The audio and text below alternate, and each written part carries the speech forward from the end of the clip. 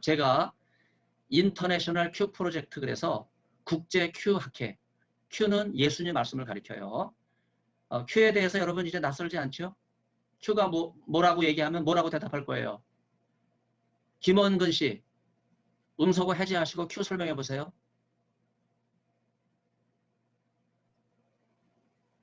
예수 말씀 복음서라고 말씀드릴 수 있습니다. 아, 그건 책 제목이고 큐를 정리하고 Q는 이제 독일어로 자료라는 뜻을 가지고 있는 예수 말씀의 최초의 말씀을 이제 적어놓은 거라고 설명드릴 수 있을 것 같습니다. 네, 자료에서 최초의 네, 예수님 말씀이라 네, 그랬는데 자료라고 하는 뜻은 마태복음과 누가복음의 공통 자료. 예, 네, 그게 큐라는 뜻이지요. 학자들이 큐라고 붙이는 거예요. 그래서 그거를 복원한 학회가 인터내셔널 큐 프로젝트예요. 제가 그 인터내셔널 큐 프로젝트 지금도 집필위원이고 네, 연구위원으로 있어요. 그래서 이 두 개의 서신을 받았는데 그 서신이 중요한 이유는요. 아직 국내에 이 큐 본문이 소개가 안 됐거든요. 큐 학자들이 복원한 본문이. 그래서 여러분 제 9장 221페이지를 펴보세요. 네, 221페이지를 보시면 거기 큐 본문이 헬라어로 기록되어 있잖아요. 근데 여러분 음악 하시는 분이니까 헬라어를 잘 모르시잖아요. 그래서 빨간 책 두 분 가지고 계신데 빨간 책에는 헬라어만 나와 있어요. 헬라어 본문만. 네, 그래서 개역 개정판을 여러분들이 사시라고 말씀드린 건데 253페이지 보면 큐 본문을 제가 헬라어에서 번역을 하고 그것에 대한 해설을 해놨어요. 그래서 이 큐 본문은요. 예수님의 최초의 육성입니다. 네, 우리가 복음서에서 확인할 수 있는 육성이에요. 이런 내용들을 여러분들이 뒤에 큐 본문을 통해서 확인을 할 수 있습니다. 그리고 295페이지 보면 제11장에 참고문헌이 있잖아요.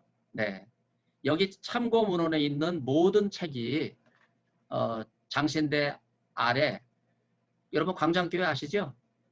광장교회 뒤편에 보면 붉은 벽돌로 A동, B동 3층짜리 빌라가 있어요. A동 2층에 제가 예수 말씀 연구소를 투 베드룸을 전세를 얻었는데 거기에 이 모든 자료가 다 있어요. 그래서 국내에 예수님 말씀에 대한 모든 자료가 있다고 하는 것은 여러분들한테 굉장히 도움이 되겠죠. 자, 그리고 396페이지를 보면 거기 지도가 있는데 네, 그 지도를 이제 여러분 이렇게 보시면 예수님 시대 헤롯 1세 통치, 네, 처음에 헤롯이 바로 제가 이렇게 연필로 그려놓은 유다 지방 전체를 통치를 했습니다. 유다 지방 전체를. 바로 이게 헤롯의 통치고요. 그 다음에 헤롯이 죽은 다음에 분봉왕, 그 4분의 1로 나라를 나눴잖아요. 그래서 그 4개의 나라로 나눈 이 분봉왕 시대, 바로 이게 예수님 시대의 통치 지도자들이에요. 그래서 여러분들이 이 아켈라우스, 헤롯 안티파스, 빌립 이렇게 4개의 분봉왕으로 나눠서 다스렸던 지역을 여러분들이 볼 수 있고요. 맨 마지막 지도는요. 큐 공동체를 보여주는 지도입니다. 제일 중요한 거는요. 예수님께서 태어나신 베들레헴이죠. 베들레헴. 그 베들레헴에서 태어나시고 예수님은 헤롯의 박해를 피해서 이집트로 피신을 가세요. 그리고 다시 돌아와서 중간쯤 보면 나사렛 있잖아요. 나사렛에서 사세요. 그리고 북쪽에 보면 가버나움, 갈릴리 호수에 있는 가버나움에서 다시 이사하셔서 사시게 되는데 예수님의 공성회는 주로 갈릴리 인근을 중심으로 해서 3년 동안 진행이 됐고 그 후에 공생애를 하시게 되는데 3년 동안 예루살렘에 올라오신 것을 기억을 할 수 있겠습니다. 자, 그러면은요. 여러분 이 책이 1장부터 7장까지 되어 있는데 7장 끝나고 이제 8장에 서론이 있거든요. 서론 부분. 서론의 맨 마지막 규절 한번 218페이지. 서론의 맨 마지막 규절이 뭘로 되어 있습니까? 너희가 보고 있는 것을 보는 눈은 복되도다. 이렇게 말씀 나오고 있죠. 예. 여기서 Q 10장 23절. 이게 무슨 뜻이에요? Q 10장 23절. 최성희 씨 한번 최성희하고 대답해 보세요. 큐라고 하면 뭐 누가복음 말씀 아닐까요? 네. 일단은 Q 10장 23절 그러면 이 책에 Q 본문이 있으니까 Q 10장 23절인데 지금 최성희 학우가 설명한 것처럼 Q의 순서는 누가의 순서를 따르는 거예요. 그래서 누가복음 10장 23절을 여러분들이 펴시면 바로 그 본문이 마태복음과 공통 자료예요. 그래서 이 규절에 너희가 보고 있는 것을 보는 눈은 복되도다 하는 이 말씀은 다른 것이 아니라 예수님의 육성인 예수님 말씀을 보는 눈은 복되다. 여러분 축복을 받으신 분들이에요. 예수님의 유언 말씀을 직접 보는 거죠. 그런데 이 예수님의 말씀이 어떤 말씀이냐 하면요. 그 귀절에서 한 3줄 올라가면 하나님의 말씀과 지혜에 대한 큰 깨달음이라 그랬잖아요. 지혜의 말씀이에요. 지혜의 말씀. 여러분 아까 지도에서 Q 공동체를 말씀드렸는데 바로 이 예수 말씀의 전승 궤도는요. Q 공동체가 전승을 받고 그 전승을 붙잡고 복음을 전하기 위해서 예루살렘을 떠나서 움직이는 거예요. 어디로 움직이냐면은 유대인이 가는 곳으로 움직이는 거예요. 그래서 예수 말씀의 공동체는 유대적인 공동체예요. 예수님이 유대인이고 예수님의 제자가 유대인이잖아요. 그래서 Q 공동체는 예수님 말씀을 붙들고 살아갔던 최초의 갈릴리 공동체인데 이 공동체는요. 유대 공동체예요. 그래서 구약 성경과 유대교의 아주 보수적인 공동체예요. 그래서 이 Q 공동체는요. 유대인 선교에 앞장섰어요. 그래서 유대인에게 복음을 전했던 공동체예요. 그러다 보니까 자연스럽게 Q 공동체는요. 유대인이 가는 곳마다 따라갔다고 볼 수 있죠. 그만큼 중요한 거예요.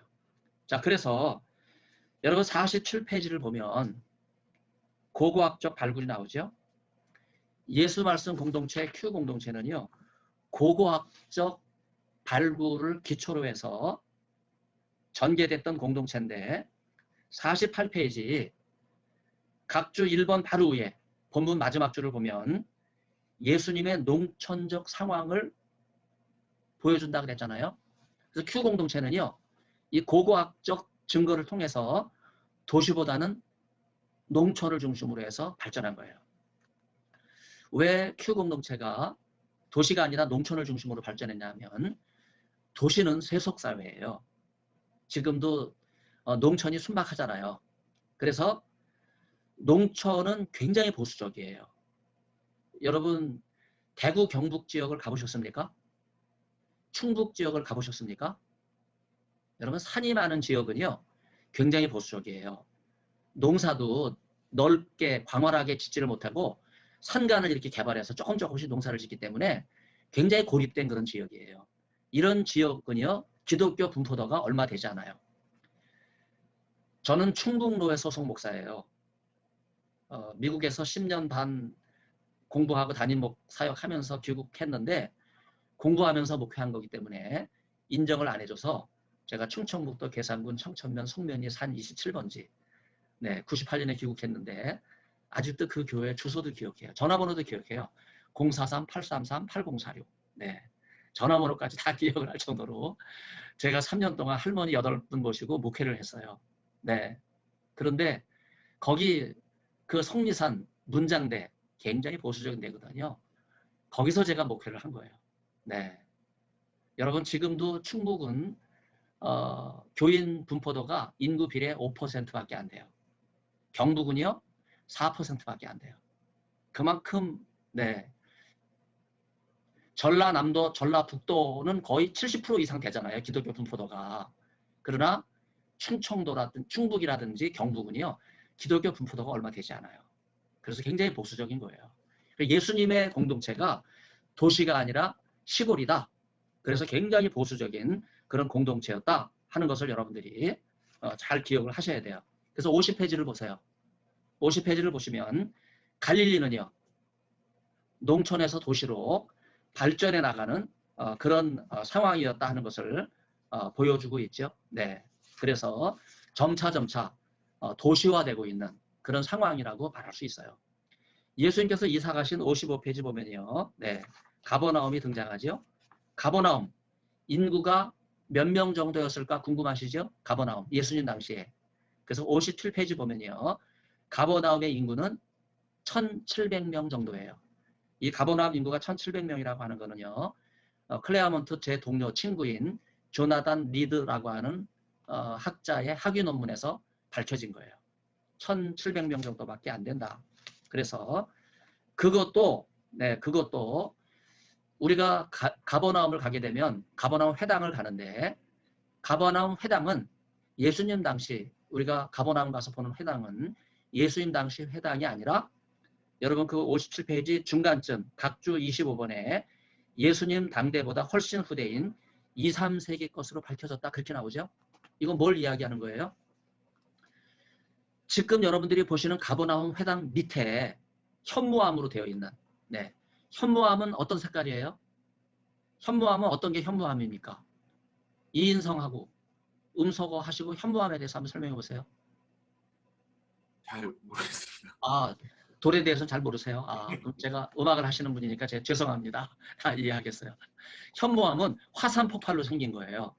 그러면 이 갈릴리 호수 인근 가버나움. 그러니까 가버나움은 갈릴리 호수 북단이거든요. 다시 말해서 현무암에 검은색 돌이 있다고 하는 말은 그 지역이 화산 폭발로 이루어진 곳이다. 그러니까 갈릴리 호수는요. 화산 폭발 분화구예요. 분화구 안에 물이 고여서 생긴 게 갈릴리 호수입니다. 그런데 여러분들이 가버나움 가시는 가버나움 회당은 화강암으로 세워져 있거든요. 이거는 2, 3세기 회당이고 그 밑에 현무암으로 진 회당이 예수님 당시 유대인을 위해서 회당을 건립했다고 복음서에도 기록되고 있는 백부장, 로마의 백부장이 건설한 회당이 바로 예수님 당시 현무암이에요. 그 여러분들이 가버나움 가시면 뭘 보셔야 돼요? 지금 폐허에 남아있는 그 현무암, 굉장히 웅장한 화강암 회당을 보는 것이 아니라 그 밑에 검은 돌로 기초석 바닥에 있는 현무암 터를 봐야 된다. 그것이 예수님 당시에 현무암이다 하는 거예요. 자, 59페이지 보면요. 두로와 시돈이 나오죠. 바로 예수님께서 회개하지 않은 도시 가운데 세 고을, 고라신, 벳세다, 가버나움을 언급하면서 북쪽 해안가, 페니키아 지역이에요. 두 고을에 대해서 긍정적인 평가를 내리는데 거기 큐 10장 13절, 14절을 최신옥하고 한번 본문을 봉독해 주세요. 너에게 화 있을지어다 고라시나 너에게 화 있을지어다 벳세다야 너희에게 행해진 능력들이 두로와 시돈에서 행해졌다면 그들이 오래전에 베옷을 입고 제에 앉아 회개하였을 것이다. 두로와 시돈의 심판 때에 너희보다 더 견디게 될 것이다. 네, 여기 두로와 시돈을 두 번씩이나 언급하고 있어요. 그러면서 마지막 때 하나님의 긍휼이 임할 거다. 고라신, 벳세다, 가버나움은 예수님께서 이사하셔서 지내신 곳이기 때문에 아주 가까운 곳이에요. 그럼에도 불구하고 이 세 고을은요 예수님을 배척했어요. 그런데 멀리 떨어져 있는 두로와 시돈은요 그렇지 않다는 거예요. 마치 이 말씀은 예수님의 예언과 같은 말씀이거든요. 그런데 이 예언이 언제 이루어지냐면요. 예수님이 33년 십자가에서 죽으시고 3일 만에 부활하시고 승천하신 다음에 한 30년 정도 지났을 때, 한 40년쯤 지났을 때 AD 70년에 예루살렘 성전이 무너져요. 그리고 예루살렘에 있던 유대인들이 흩어지거든요. 그때 흩어진 유대인을 따라서 누가 같이 움직였을까요? 네, 바로 큐 공동체죠. 유대인에게 복음을 전하려고 했던 큐 공동체 같이 움직인 거예요. 처음에 예루살렘에 있던 유대인이 예루살렘 성전이 허물어졌을 때 제일 먼저 도망간 곳이 어디냐면 요단강 건너편 펠라예요. 펠라에서 예루살렘은 가까워요. 유대인들이 지금 요르단이라고 하는 나라 요단강 건너자마자 펠라로 도망간 이유는 뭐예요? 사태가 진정이 되면 다시 예루살렘으로 돌아오겠다 이거예요. 가까운 곳에 자리를 잡은 거예요. 그런데 유대인들이 거기에 모여 있으면서 또 135년경에 바 코흐바라고 하는 혁명을 또 일으켜요. 그러다 보니까 로마가 팔레스타인에 있는 유대인을 진압을 하거든요. 그러다 보니까 펠라에 있는 유대인이 또 도망을 가요. 그래서 어디로 가냐면요. 두로와 시돈으로 올라가요. 그 두로와 시돈에도 해당 자리가 나와요. 그러면 펠라에서 두로와 시돈으로 간 유대인을 따라서 누가 같이 올라갔어요? 예수님의 말씀을 소중하게 여겼던 큐 공동체가 또 따라간 거예요. 그 이유는 유대인에게 복음을 전하기 위해서. 그래서 이 책의 예수 말씀의 전승 배드는요, 바로 그 예수님 말씀을 붙들고 그 전승을 전하기 위해서, 복음을 전하기 위해서 펠라에서, 두로와 시돈에서 안디옥까지 올라간 초기교회 신앙 공동체의 여정을 보여주는 것이라 그렇게 말할 수 있겠습니다. 61페이지 보면요, 복음서에 등장하지 않는 두 도시가 나오죠. 복음서에 등장하는 두 도시는 어떤 도시예요? 세포리스와 세포리스. 하고 디베리아죠. 네, 이 두 도시가 고고학적 발굴로 나왔어요. 세포리스는요, 나사렛 인근에 있어요. 나사렛 인근. 디베리아는요, 갈릴리 호수 인근에 있어요. 이 두 도시는 예수님 당시에 있었어요. 그럼에도 불구하고 이 대규모 로마식 도시가 예수님 당시에 있었음에도 불구하고 왜 이 도시들이 복음서에 기록이 안 됐을까요? 여러분 그 이유를 상상해 볼 수 있겠습니까? 네. 지금 BTEF 누구예요? 이름 실명을 안 쓰셨네? 정수진인데요. 아, 조금 정수진하고. 들어가지고, 네, 아, 죄송합니다. 네네, 정수진하고 다시 있는데. 네. 나갔다가 다시 들어올까요? 어떻게? 아니 괜찮아. 지금 내가 질문했으니까 네. 왜 네. 세포리스하고 디베리아가 복음서에는 안 나왔을까요? 여기서는 팔레스타인이 절반으로 나뉘어서 잘 모르겠네요. 죄송합니다. 아, 그거 잘 얘기할 뻔했는데 얘기를 못 하셨네. 아, 네. 팔레스타인이 절반으로 나눠졌는데 그 절반이 뭐냐면 도시 쪽에 사는 사람과 농촌 쪽에 사는 사람들이 이게 구별이 되는 거예요. 그런데 예수님 말씀 공동체는 도시보다는 농촌이잖아요. 그러니까 이 세포리스와 디베리아가 로마가 건설한 대규모 도시니까 이 도시로 간다는 건 뭘 얘기하는 거예요? 세속화되는 거고 로마화되는 거고 헬라화되는 거예요. 그 말은 무슨 말이냐면 구약 성경을 버리고 유대교 전통을 버린 거다 이거야. 다시 말해서 보수적인 예수님 말씀 공동체는 도시보다는 농촌을 중시했기 때문에 이 세포리스와 디베리아가 예수님 당시 있었음에도 불구하고 이걸 거부한 거예요. 알 수 있겠죠? 특별히 디베리아에는요, 대규모 공동묘지가 있었어요. 여러분, 유대인들은 시체를 멀리 했잖아요. 이유가 뭐예요? 부정하다고 여겼기 때문에. 그렇죠? 부정하다고 여겼기 때문에 시체를 멀리 한 거예요. 그래서 디베리아는 도시이기도 하지만은 공동묘지이니까 부정한 것을 멀리 했던 유대인 입장에서 볼 때는요, 디베리아로 갈 필요가 없는 거죠. 네. 여러분이 그걸 잘 기억하시면 좋을 것 같습니다. 69페이지로 가면요. 제3장 유대 그리스도교가 나오는데 이 유대 그리스도교가 이 책의 핵심이에요. 여러분 이 유대 그리스도교 이 챕터는요. 여러분 집중해서 읽어야 되는데 거기 유대 그리스도교를 정의하면서 제가 첫 줄에 헬무트 퀘스터를 얘기했는데 그 밑줄을 추세요. 1세기 그리스도인들은 모두 유대인 그리스도인들일 수밖에 없다. 네. 1세기 그리스도인 안디옥에서 그리스도인이라고 하는 이름이 붙여졌다 그랬죠. 네. 그래서 1세기 그리스도인은 헬무트 캐스터는 뭐라고 정의를 하냐면 유대인 그리스도인들이었다. 이렇게 결론을 내리는 거예요. 자, 그러면 여기서 질문이 생기죠. 그러면 1세기 그리스도인들은 유대인만 있었어요? 아니잖아요. 물론 예수님 말씀을 중시했던 큐 공동체는 유대인들에게 복음을 전했고 유대인들이 가는 곳마다 따라가서 펠라로 가면 펠라로, 두로와 시돈으로 가면 두로와 시돈으로, 안디옥으로 가면 안디옥으로 가서 복음을 전했지만 그 지역에 가보니 유대인을 따라 가보니 이미 그 지역에 이방인들이 살고 있는 거예요. 그래서 많은 이방인들이 예수님께로 들어왔죠. 그래서 복음서를 보면요. 데가볼리에서 많은 유대인들이 왔다 그래요. 바로 이 데가볼리가 펠라가 데가볼리예요. 여러분 요르단의 수도 암만 아시죠? 암만이 데가볼리예요. 데가볼리라고 하는 말은 헬라어로 데카폴리스. 폴리스는 도시라는 말이고 데카는 열이라는 말이에요. 10개의 도시. 그 복음서에 데가볼리 많이 들어보셨죠? 10개의 도시를 가리키는 거예요. 그런데 이 10개의 도시에 이미 이방인들이 있는 거예요. 그러면 이방인들도 예수님의 말씀을 듣고 기독교인이 됐잖아요. 그러면 왜 헬무트 캐스터가 1세기 크리스찬들을 유대인 그리스도인들 이렇게 정의를 내렸을까요? 그 이유는요.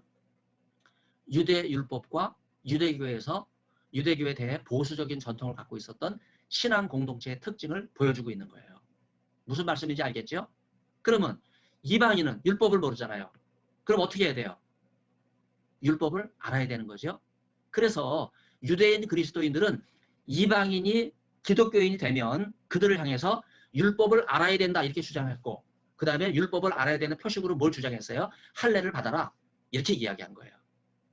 그래서 로마서와 갈라디아서를 보면요, 할례를 받아야 된다. 아니 우리는 이방인인데 왜 우리가 할례를 받느냐? 그래서 할례를 받아야 된다고 주장하는 유대 그리스도인들과 할례를 받지 않아도 된다고 하는 이방 그리스도인 사이에 갈등이 있었다. 그걸 알 수 있어요.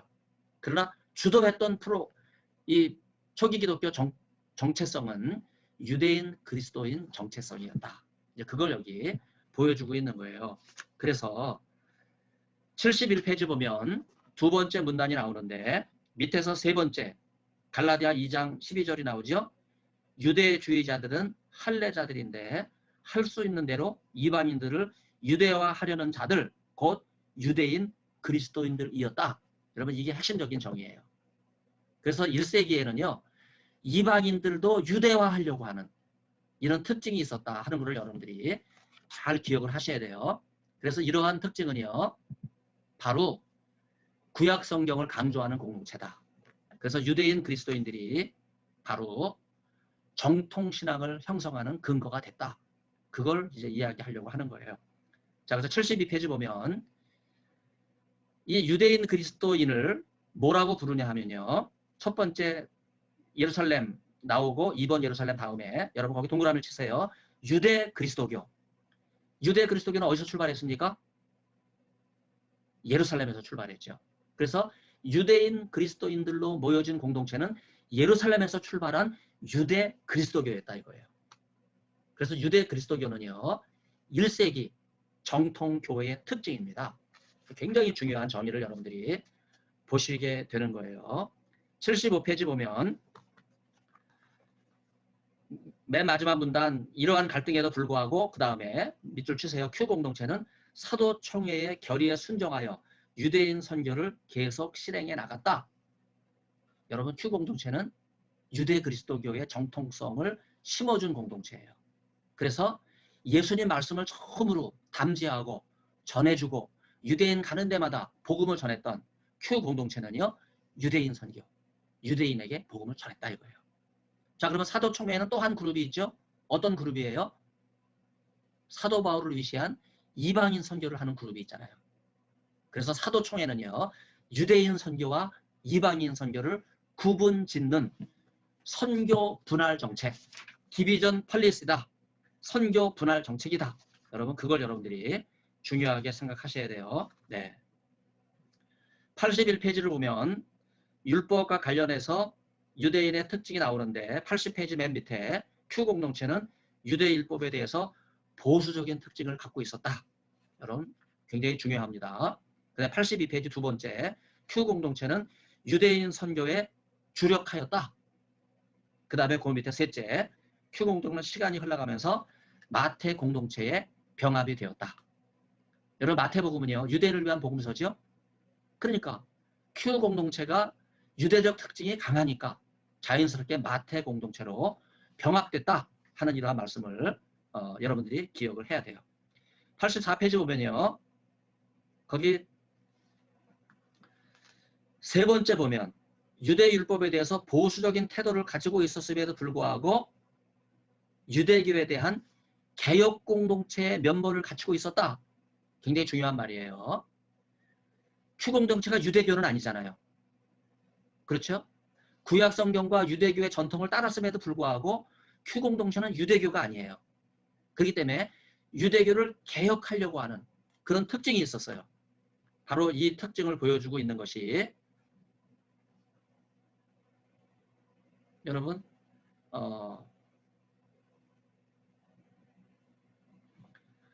89페이지에 Q 공동체와 마태 공동체가 이렇게 나오죠. 그래서 마태 공동체에 병합되어 있는 이러한 내용을 이야기하면서 93페이지 유대 율법에 대한 보수적인 전통을 갖고 있었기 때문에 자연스럽게 Q 공동체에 대해서 보수적인 예수님 말씀에 대해서 보수적인 그러한 특징을 갖고 있었다 하는 것을 보여주고 있는데, 그럼에도 불구하고 96페이지 맨 마지막 줄 보면요, 예수님의 사랑에 입각해서 율법을 재해석했다는 거예요. 예수님의 가르침은요, 사랑의 원리로 율법을 재해석하려고 했다는 거예요. 이게 무슨 말이에요? 유대인은 율법만 지키려고 했어요. 율법 조문에 대해서 유대인들은 자신만만했어요. 그러나 예수님께서는요, 율법을 지키는 게 문제가 아니라 그 속에 담겨져 있는 하나님의 사랑의 원리를 깨닫는 것이 중요하다. 이런 강조점을 하신 거예요. 이 사랑의 원리를 여러분들이 이제 다음에 독서 보고 하시게 될 예수 말씀 복음서 Q 연구 개론 책 있잖아요. 그 책에 여러분 자세한 내용이 나와 있어요. A4 한 장으로 독서 보고 하니까 되게 힘들죠. 네. 어떤 분은 또 뭐 3장까지 하신 분도 계신데, A4 한 장으로 한다는 말은 무슨 의미냐면 이 책을 면밀하게 정독해서 자기 것으로 소화하고 이 책의 핵심 내용을 표현하라 이거예요. 그래서 여러분들 첫 번째 독서 보고는 부족함이 많이 있어요. 너무 책에 의존해서 그대로 이렇게 그냥 직접 인용, 간접 인용 표시도 없이 제가 한 말을 여러분 자신의 말처럼 막 그냥 갖다 붙여놨는데, 두 번째 독서 보고 때는 그렇게 하시면 안 돼요. 잘 소화를 해서 여러분 자기 언어로 바꿔서 재해석해서 끌어내는 그런 작업이 있어야 돼요. 여기 하나님의 사랑의 원리가 97페이지 보면요, 이방인에게 적용되는 거예요. 왜 하나님의 사랑의 원리가 이방인에게 적용될까요? 이방인은 율법을 몰라요. 그래서 율법을 적용하면 이방인은 의미가 없는 거예요. 그래서 이방인들에겐 뭘 적용해야 돼요? 율법의 해석, 율법의 원리, 하나님의 사랑의 원리를 적용하는 것이 바로 이방인들에게 적용될 내용이었다 하는 거예요. 자, 그래서 하나님의 사랑의 원리에 입각해서 이방인들이 복음을 받아들이는 일이 일어나게 되면서 이제 갈릴리 안에 많은 이방인들이 들어와 있는 거예요. 자, 그러다 보니까 101페이지 보면 유대 율법과 이방인 선교가 나오죠. 여기에서 제일 중요한 규절이 Q 14장 5절이에요. 바로 예수님의 안식일 논쟁. 네. 마태복음과 누가복음의 공통자료. 자, 그래서 각주 20번인데 네. 김선희하고는 태국 선교사님으로 다녀오셨죠? 지금 현재도 사역. 네. 아, 그 선교사님 사역하세요. 아, 그러시구나. 아, 근데 너무나 반갑고 저는 하여튼 선교하시는 분 보면 고개가 저절로 숙여집니다. 네, 우리 김선희하고가 각주 20번 한번 읽어주세요. 네. IQP는 Q 14장 5절을 이중괄호, 즉 C등급으로 복원하였다. 불트만 이래로 많은 학자들이 Q 14장 5절을 Q 본문에서 제외하였지만 나는 Q 14장 5절이 역사적 예수가 친히 하신 말씀으로 확신하고 있다. 그 근거를 위해서 나는 Q 14장 5절을 양식 비평적 방법과 편집 비평적 방법에 의존하여 Q 13장 24에서 14장 35절의 문맥에 잘 어울리고 있는 구절이라고 간주하며 Q 14장 5절을 예언자적 말씀에 속하는 것이라고 제안하였다. 마태복음 12장 11절과 누가복음 14장 5절이 큐의 전승에 의존해 있으면서도 예수의 안식일 논쟁을 그리스도론적 관점에서 해석한 것과는 달리 Q 14장 5절에서 우리는 예수의 사랑의 정신, 즉 율법의 한계를 넘어서 이방인에게 복음을 전하도록 하는 초기 교회의 선교적 원리에 대한 예수의 원초적인 교훈을 들을 수 있다. 네, Q 14장 5절은요, 제가 간략히 이야기하면 너희 중에 누가 양이나 소나 아들이나 안식일에 우물 혹은 구덩이에 빠졌으면 건져내지 않겠느냐? 바로 이것이 Q 14장 5절이에요. 이 Q 14장 5절을 가지고 제가 클레아몬트에서 학위 논문을 쓴 거예요. 이 한 절을 가지고. 네. 그래서 누구보다도 이 Q 14장 5절은 제가 공헌을 많이 했죠. 가장 큰 공헌은 뭐냐면요, 이걸 Q 본문으로 보질 않았어요. 그런데 저는 이 본문을 아니 왜 마태복음과 누가복음의 공통 자료가 있는데 아들이나 소나 낙이나 좀 차이가 있어요. 우물이나 구덩이나 좀 차이가 있어요. 이런 차이가 있음에도 불구하고 분명히 생명이 위태한 지경에 있는데 안식일, 일하면 안 된다. 이런 율법만을 생각하고 위경에 처한 생명을 놔두면 어떻게 돼요? 안식일 지나고 건져내면 어떻게 돼요? 그럼 죽잖아요. 그럼 어떻게 해요? 건져낸다 이거예요.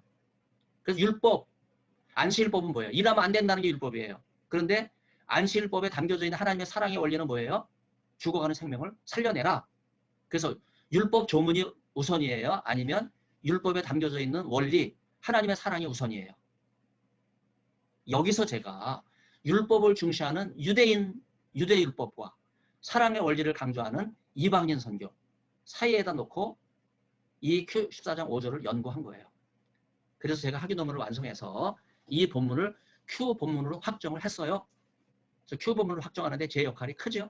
네, 저도 자랑스럽지만 여러분이 또 저를 얼마나 자랑스럽게 생각하겠어요. 세계적인 Q 학자가 여러분들 앞에서 가르치고 있으니까 제가 제 입으로 얘기하니까 좀 멋쩍지만요. 네, Q에 있어서는요.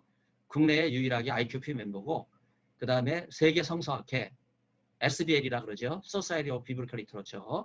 거기 Q 섹션이 있는데 제가 연구위원이에요. 그리고 데이터 다큐멘타 Q라고 하는 책과 Critical Edition of Q 이 책에 제가 연구위원으로 이름이 올라가 있어요. 네, 한국 사람으로 연구를 계속하고 있다고 하는 굉장히 자랑스러운 거죠. 네, 아무튼 여러분들 제가 하는 말을 유심히 들으시라고 네, 이런 말씀을 제가 드리는 거예요. 자, 그런데 네, 108페이지를 보면요. 제가 쭉 설명을 해놓고 이방인 선교를 설명을 해놓고 네, 유대 율법으로부터 이방인 선교로 나아오도록 이렇게 자극을 하는 이런 일이 계속 있었다 하는 것을 이야기하면서 그럼에도 불구하고 두 번째 문단 셋째 줄 보면요. 당사자들인 Q 공동체는 결코 이방인들을 그들의 공동체 안에 적극적으로 맞이하지 않았다. 다만 Q 공동체는 종말론적인 관점에서 이방인들을 언급하고 있을 뿐이다. 이 말의 의미를 제가 설명하겠어요. 유대인이기 때문에 유대인 선교만 열심히 였다 이거예요. 그래서 예수님의 12제자들이 유대인이니까 예수님께서는요. 이방인의 고을로 가지 말라. 이렇게 권면하시면서 사마리아인의 고을로도 가지 말라. 이렇게 말씀하셨어요. 그래서 유대인 선교만 열심히 하라. 이렇게 말씀했기 때문에 초기 공동체, 마태 공동체로 병합된 Q 공동체는요. 유대인 선교만 열심히 실천했어요. 그런데 이미 갈릴리에 많은 이방인들이 있거든요. 예수님께서 병자를 고치니까 데가볼리에서도 많은 사람들이 와서 이방인들이 와서 복을 믿었어요. 이런 현상을 보고 Q 공동체, 유대인들은요. 어떻게 생각하냐 하면 아 종말론적인 관점에서 이제 마지막 때가 됐구나. 이방인들이 복음의 문을 두드리고 교회로 들어오는 것을 보면 이제 마지막 때가 다 왔구나. 적극적으로 Q 공동체는 아직까지는 이방인에게 복음을 전하지 않았음에도 불구하고 많은 이방인들이 유대인들이 기다려왔던 메시아가 오신 것을 믿고 따른 것을 보고 이제 마지막 때가 왔구나 이렇게 확인했다고 하는 그게 바로 종말론적 의미예요. 종말의 때가 다 왔다 하는 거죠. 바로 그 종말이 Q 공동체가 느껴지는 거죠. 복음을 전하지 않았는데도 벌써 이방인들이 복음을 듣는다 이거예요. 마지막 때 하나님의 복음이 임했다 하는 것을 보여주고 있는 그런 말씀이라고 생각할 수가 있겠습니다. 112페이지를 보면요. 안식일 논쟁과 율법 파기 의식이 나오는데 율법 파기라고 하는 말은 네네. 자 여기 보면 안식일 논쟁은 안식일을 율법 조문대로 지켜야 되니까 일하면 안 된다. 그게 안식일 논쟁이에요. 그런데 이방인들은 안식일을 모르니까 안식일 원리, 안식일 속에 담겨있는 하나님의 사랑의 원리를 증거했거든요. 그런데 여기 율법 파기 의식이라는 말은 무슨 말이냐면 너희 중에 누가 생명이 죽어가는데 안식일에 가만 놔두겠느냐? 건져내지 않겠느냐? 이 의식 가운데는요. 브레이킹 더 러, 율법을 파기하는 의식이 보인다 하는 거예요. 그런 점에서 이 안식일을 지켜야 된다고 하는 유대율법을 강조하는 유대인의 생각이 바뀔 수밖에 없다는 거예요. 왜? 죽어가는 생명을 먼저 구해야 되고 아직 복음을 이방인에게 전하지 않았는데도 불구하고 이방인들이 복음의 문 안에 들어오는 이러한 현상을 보면서 사랑으로 맞이해야 된다. 사랑을 강조해야 된다. 이런 의식이 생기면서 율법을 파기하는 의식이 점차 생겼다 하는 것을 보여주고 있는 거예요. 자, 그래서 여러분 제 7장을 보면 인자칭호가 나오죠. 인자칭호. 네. 예수님을 인자라고 부르는데 인자라는 말의 뜻이 뭘까요? 인자라는 말의 뜻. 네. 권지윤하고 인자라는 말의 뜻이 뭐죠? 음소거 키시고. 예수님? 아니 뭐 안 들렸어요. 인자라는 말의 뜻은 인자라는 말은 있는 예수님? 예수님을 가리키는 건데 그 말의 뜻은 윤은미하고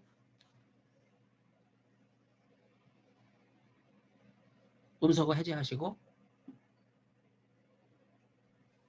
그 문자적 그대로 하면 하나님 사람의 아들. 맞아요. 사람의 아들이죠. Son of Man이라는 뜻이에요. 예, 써놓으면 Son of Man, 인자는 사람의 아들이라는 뜻이죠. 그런데 이렇게 번역을 못하는 거예요. 장신대 명예학장님이신 박창한 학장님 94세로 하나님의 부르심을 받으셨는데, 네, 그 작년에 제가 금년 봄이군요. 제가 추모사를 해서 이제 발표하기도 했는데 너무나 가슴 아픈 일이에요. 박창한 학장님이 세번역 성경을 출판하셨잖아요. 세번역 성경. 근데 세번역 성경에서 인자를 사람의 아들로 번역을 했어요. 영어 성경에 써놓으면 이렇게 돼 있잖아요. 그렇게 번역을 했더니 총회가 왜 예수님이 사람의 아들이냐? 하나님의 아들이지. 그래가지고 징계를 해가지고 장신대 교수직을 박탈당했어요.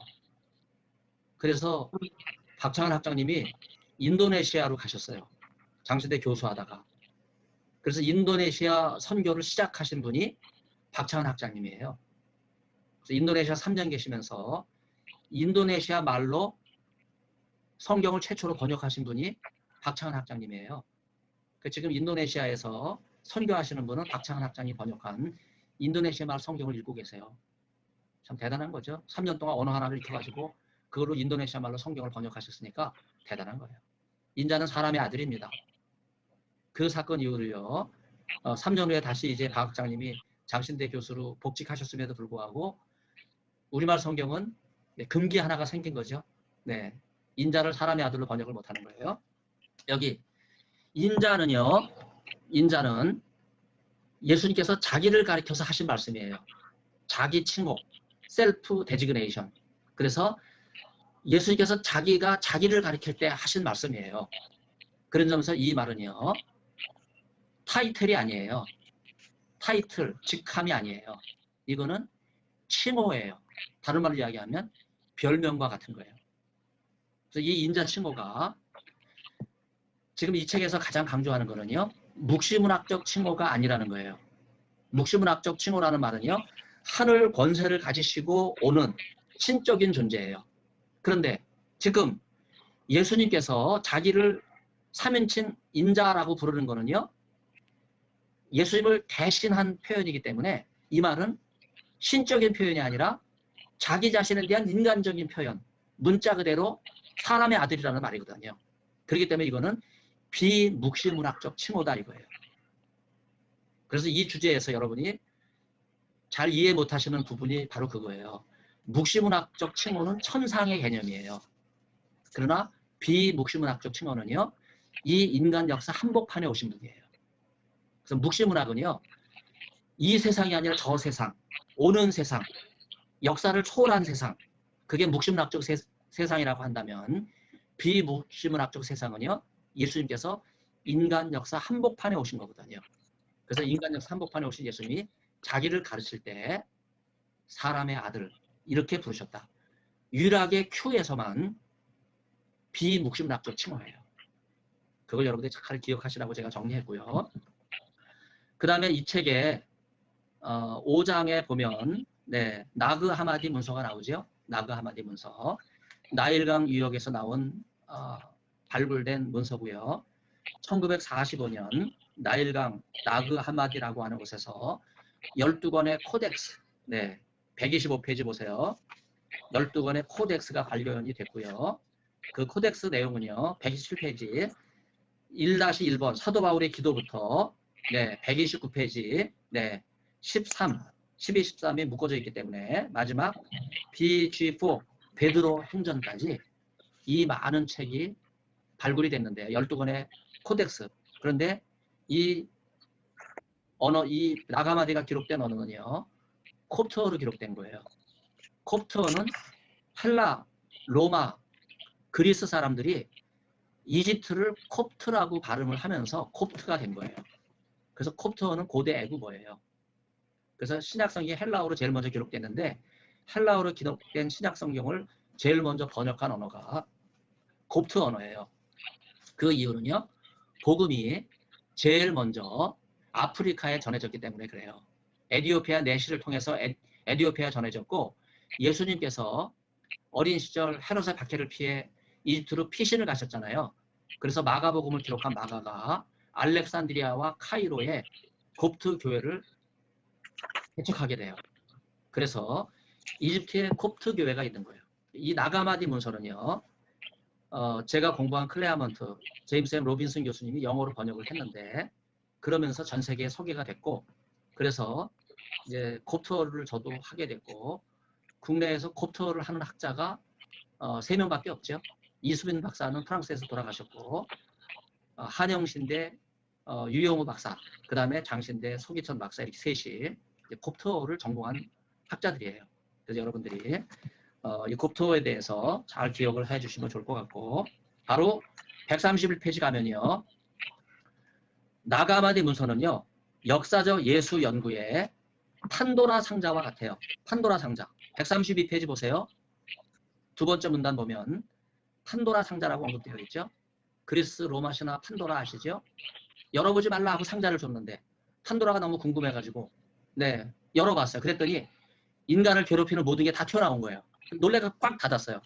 그랬더니 그 상자 안에 나지막한 목소리로 막 문을 두드리는 거, 나를 열어달라고. 나간 모든 거는 다 인간을 괴롭히는 거지만 나를 내보내면 인간에게 도움이 된다고. 하도 간곡하게 이야기해서 판도라가 상자를 다시 열어요. 그래서 마지막 나왔어요. 그게 뭐예요? 희망이라는 거예요. 아무리 고통과 절망이 쏟아져도 희망만 있으면 살 수 있다. 이걸 보여주는 것이 판도라 상자인데 판도라 상자는요. 역사적 예수 연구의 보고에 해당된다. 그래서 예수님에 대해서 자세히 알 수 있는 그런 규절들을 언급해 놓고 있는 그런 책이라고 볼 수 있고 136페이지 보면 도마복음서가 나오죠. 도마복음서. 이 도마복음서만 유일하게 나가마디 문서 중에서 비영주주의적 문서예요. 이 말은 무슨 말이냐면 나가마디 문서는 영주주의 복음서들이에요. 영주주의는 초기교에서 이단으로 낙인 찍힌 문서들이거든요. 그러니까 제가 나가마디를 공부한 사람이기 때문에 초기교회의 영주주의 이단 전문가예요. 왜냐하면 나가마디 문서가 영주주의의 핵심적인 내용을 담고 있는 문서들이기 때문에. 그런데 여기 한 가지 오해가 있어요. 나가마디 문서 가운데 도마복음서는 비영주주의 문서다. 제가 그렇게 정의하거든요. 도마복음서는 영주주의 문서가 아니에요. 그래서 그 증거로 139페이지를 보세요. 139페이지. 예수님 말씀과 도마복음 사이의 평행 규절을 제가 쭉 써놨거든요. 일일이 다 제가 대조를 한 거예요. 그래서 50개 정도를 찾아냈는데 예수님 말씀과 병행을 이룬다고 할 때 도마복음서는 영주주의 문서가 아니라는 말이에요. 만일에 영주주의 문서가 도마복음서까지도 해당이 된다면 그러면 예수님 말씀도 영주주의예요? 아니잖아요. 그렇죠? 그래서 도마복음서는 비영주주의 문서다. 그 근거로 예수님 말씀과 병행을 이룬다. 그런 특징을 제가 여러분에게 소개했고 여러분이 다음에 공부하실 독서복으로 내시게 될 예수 말씀 복음서 Q 연구 개론에는요. 도마복음서를 제가 뭐하고 비교해놨냐면 구약성경과 비교했어요. 이 말은 무슨 말이에요? 구약성경과 유대교를 근거로 한 보수적인 전통을 갖고 있는 공동체는 영주주의를 거부하는 거예요. 그렇죠? 그런 점에서 도마복음서는 비영주주의 문서다. 그걸 여러분들이 기억을 하셔야 돼요. 그 다음에 147페이지 마지막으로 견유학파에 대해서 말씀드리겠습니다. 견유학파는요, 여러분 디오게네스를 많이 기억하실 텐데, 네, 유명한 알렉산더 대제가 디오게네스 앞에 딱 섰어요. 겨울이었던 거 봐요. 이제 그림자가 디오게네스한테 딱 비친 거예요. 알렉산더가 유명한 견유학파 철학자인 디오게네스한테 내가 당신의 소원을 들어주겠습니다. 뭐든지 이야기하시라. 아, 이렇게 얘기한 거예요. 예, 여러분 연애할 때 남자들이 그러잖아요. 뭐든지 얘기하라, 내가 다 들어준다. 여자들 거기에 넘어가게 되면 다 이제 나중에 후회합니다. 그래서 따질 건 다 따져봐야 돼요. 아, 디오게네스가 뭐라 그랬어요? 나는 다른 거 바라지 않습니다. 저한테서 잠시만 비켜주십시오. 알렉산더가 깜짝 놀랐어. 왜 그러냐고. 당신이 서 있으니까 그림자가 내가 비치니까 잠깐 비켜서 햇빛이 나한테 비치게 해달라. 유명한 디오게네스의 말이죠. 네. 욕심이 없는 그런 모습이라고 할 수 있는데 바로 이게 견유학파예요. 네. 길거리에서 자고 망토를 걸치고 지팡이를 들고 여기저기 이도시 저도시 다니던 이런 견유학파. 그런데 몇몇 학자들이 예수님도 견유학파로 보는 거예요. 그래서 이 책에서는요, 그걸 비판하고 있는 거예요. 예수님은 견유학파가 아니다 이거야. 네. 그래서 그거를 비판하고 있는 그런 내용들을 여러분들이 잘 기억해 주시면 좋겠습니다. 156페이지 보면 Q 공동체는 견유학파와 다르다 이런 이야기를 하고 있는데 특별히 Q학자 가운데 가짜 Q학자가 있어요. 그 사람이 누구냐 하면요. 바로 벌튼 맥이라고 하는 학자예요. 맥. M-A-C-K. 맥이라고 하는 학자가 있는데 각주 32번을 보세요. 빌딩 블록스라고 하는 맥 교수 생일 기념 논문집인데 이 논문집에서 32페이지 각주 한번 누가 읽어주세요. 로빈슨은 이 논문을 이렇게 한 거를 이재성하고 각주 32번. 로빈슨은 이 논문을 1995년 미국 필라델피아에서 모인 세계 성서학회가 주최한 과거의 책의 출판평가회에서 그를 반박하면서 발표하였고 이듬해인 1996년에 맥의 65회 생일기념 논문집에 출판함으로써 큐를 견유학파의 산물로 보고자 하는 일련의 경향에 대해서 강력한 제동을 걸고 나섰다. 네, 여기 과거의 책 갈릴리안 업스타트라고 하는 내용이 있는데 이 말의 뜻은 갈릴리 주정뱅이라는 뜻이에요. 참 이 바거라고 하는 학자 참 희한해요. 예수님을 갈릴리 주정뱅이라고 하는 책으로 묘사했어요. 참 심각한 거죠. 네. 이렇게 불경한 사람들이 많아요. 그런데 바거는 누구의 제자냐 하면 맥의 제자예요. M-A-C-K. 맥의 제자예요. 이 두 사람이 불경한 거예요. 예수님을 술에 취해서 아무데나 길거리 돌아다니는 견유학파에 비교를 한 거거든요. 그래서 제임스 앤 로빈슨 교수는요. 이걸 비판한 거예요. 생일 기념 논문집에서. 이걸 딱 비판한 거죠. 네. 이제 그래서 견유학파의 이론은 깨졌다. 네. 159페이지 보면 그 근거가 나와 있는데 두 번째 문단 마지막으로 이게 중요하죠. 로빈슨은 큐가 견유학파로부터 유래했다는 논의를 결정적으로 반박하기 위하여 그 다음에 밑줄 주세요. 큐는 구약의 신명기 사관의 역량 아래 서 있다. 굉장히 중요한 거예요. 구약 성경에 뿌리를 두고 있다. 굉장히 중요한 거죠. 견유학파는 에피큐리안 후예들이기 때문에 쾌락주의에 근거를 두고 있어요. 그러나 예수 말씀 보면서 큐는요. 구약 성경에 뿌리를 두고 있다. 그 신학은 신명기 신학이다. 여러분 구약 신명기 신학을 보면요. 지방 산당을 폐하고 예루살렘에 세운 성전 중심, 중앙 집권적 왕권 신학 그걸 강조하는 것이 신명기 신학이에요. 그래서 다윗의 왕위, 그죠?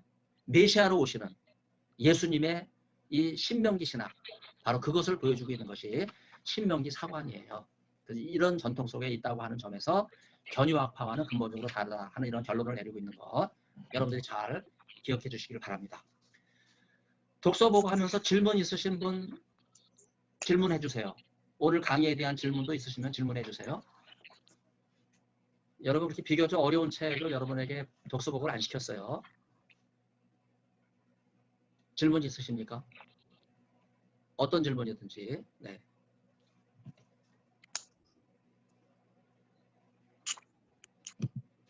네, 유능미하고 질문 안 해요? 네. 네.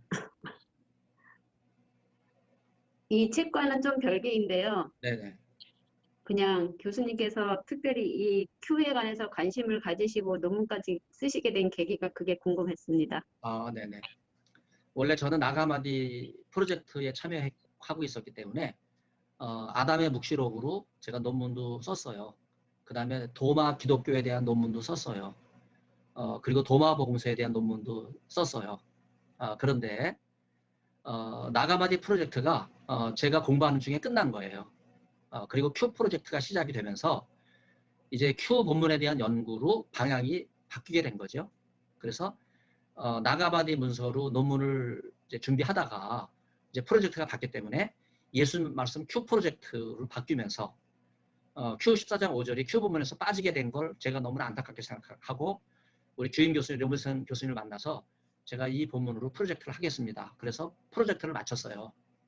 그래서 그 프로젝트가 마치고 난 다음에 이제 논문을 쓰게 될 때 이제 논문 쓰기가 제일 쉽잖아요. 프로젝트 마쳤으니까.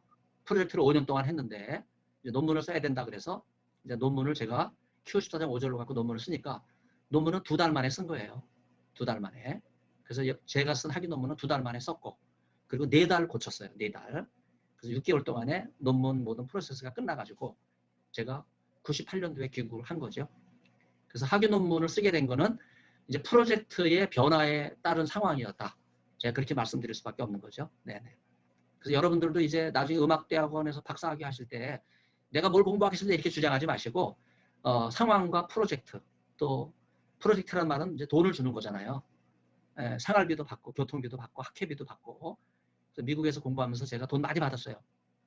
그래서 돈 주는 학교가 좋은 학교고 장학금도 주고 생활비도 주고 여러분 그런 데서 공부를 하기 위해서 여러분 유학 가셔서 좋은 결과가 있으면 좋을 것 같습니다. 네, 자 시간이 좀 지났기 때문에 이 지저스 인 큐라고 하는 책이 여러분 없잖아요. 네, 이 책을 어떻게 할 건가 제가 첫 시간에 여러분과 의논을 했는데 곰곰이 생각할 때 이 책을 여러분들한테 독서복으로 드리질 않았어요.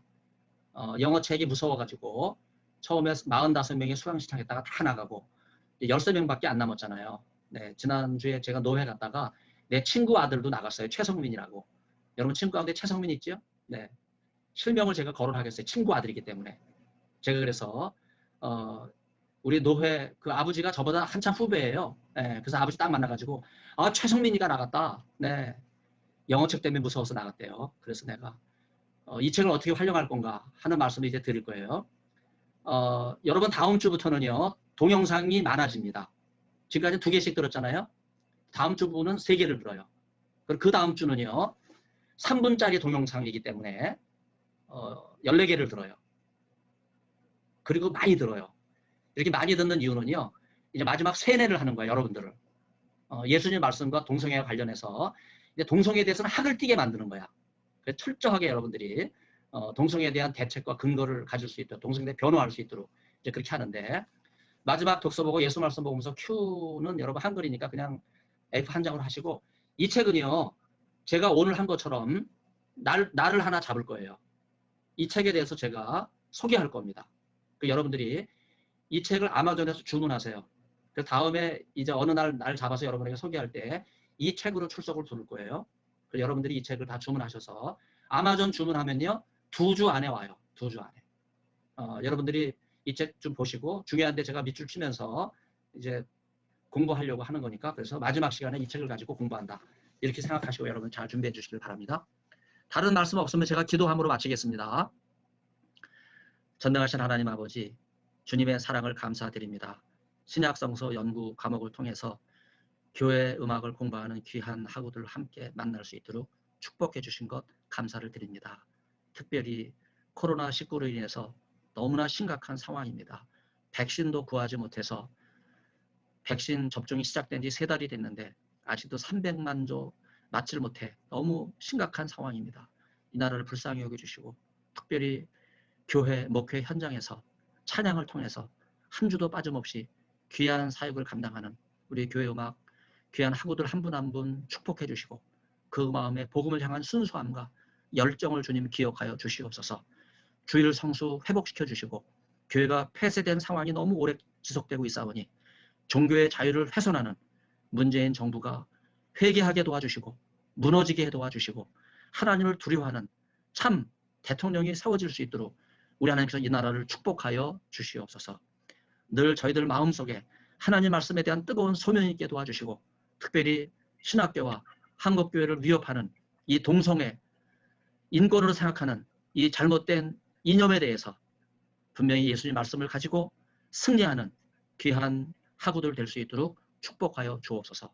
한국교회를 복음을 통해 지켜주시고 새롭게 도와주시고 하나님 말씀을 다시 증거하는 한국교회를 거듭날 수 있도록 축복하여 주옵소서. 주님의 귀한 사랑 감사드리옵고 모든 말씀 예수님의 이름으로 기도드립니다. 아멘. 여러분 감사합니다. 네. 감사합니다. 네, 고맙습니다. 네. 감사합니다. 유치원 강사는 오늘 참여했지만은 감사합니다. 오셔서 이 강의를 보시고 집에 가셔서 책을 통해서 다시 한번 복습하시면 제가 강의를 인정하겠습니다. 그래서 오늘 강의는 제가 녹화를 했기 때문에 이 녹화 내용을 다시 올려드리도록 그렇게 할게요. 네, 감사합니다. 안녕히 계세요. 네네. 네.